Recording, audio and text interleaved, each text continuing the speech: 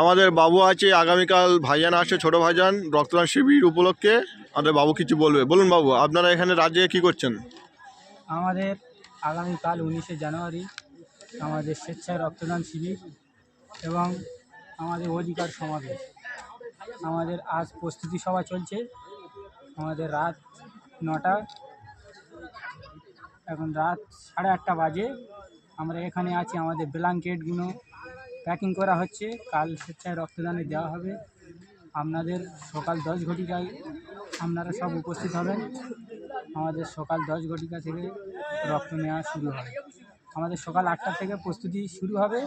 10 ঘটিকায় ডাক্তারবাবু আসবেন, আমাদের রক্ত নেওয়া শুরু করবেন। আপনারা নিশাপুর অঞ্চলের সমস্ত আপামর জনসাধারণকে বলা হচ্ছে, আপনারা দলে দলে এসে আমাদের এই অনুষ্ঠানকে সাফল্যমণ্ডিত করবেন। দলে দলে এসে আমাদের এই অনুষ্ঠানে রক্ত দিয়ে যান। আর ছোট ভাইজান কখন আসবে? ছোটো ভাইজান বিকাল 3 ঘটিকায় আসবেন।